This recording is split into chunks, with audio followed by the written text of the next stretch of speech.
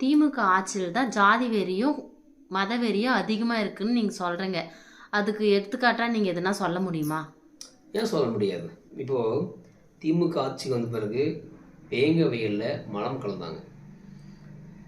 அது உண்மையான இவர்கள் சரியாக இருந்திருந்தால் உடனடியாக அவர் மீது வழக்கு தொடுத்து கைது செய்யப்பட்டு சிறையடைச்சிருப்பாங்க. 3 வருஷம் ஆச்சு அது சொல்கிறதுக்கு. 3 வருஷம் கழிச்சு என்ன பண்ணுறாங்கன்னா, அது காரணம் வந்து அதே சமூகத்தை சேர்ந்தவங்கன்னு சொல்லிட்டாங்க. அது அன்றைக்கே தெரிஞ்சிருந்தா அது ஒரு விடிவுகால் கிடச்சிருக்குல்ல. அந்த சம்பவத்தை மறக்கடிக்கணும் இல்லை மழுங்கடிக்கணும் என்பதற்காக அதன் பிறகு வந்த மேல்பாதியில் கோவிலுக்குள்ளே நம்ம என்றைக்கு வேணால் கோயிலுக்கு போயிடலாம். அந்த கோயில் சம்பவத்தை வச்சு அதை லாக் பண்ணி வன்னியர்களுக்கும் பாளையர்களுக்கும் பெரும் சண்டையாக சொல்லி தமிழ்நாடு முழுக்க ஒட்டுமொத்த சேனல்களும் கத்துச்சு கதர்ச்சி பாருங்க.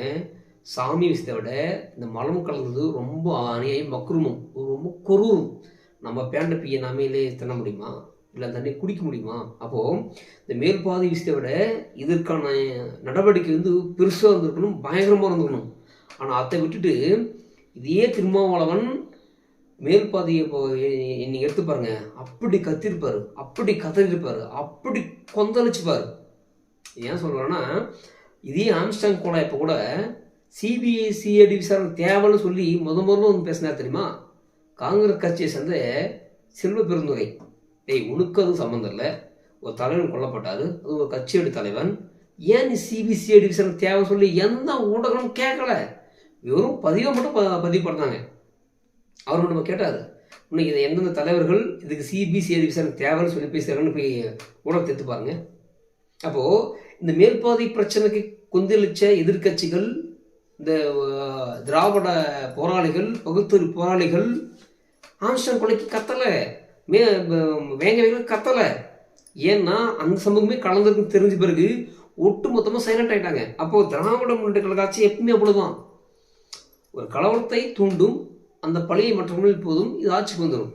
ஆட்சிக்கு வந்த பிறகு தனக்கு நடத்த சரியில்லை, தான் பேர் கெடுதுன்னா மீண்டும் அதே இஸ்லாம் சமுதாயத்தையும் அதே பட்டியல் சமுதாயத்தையும் பலி கொடுக்கும்.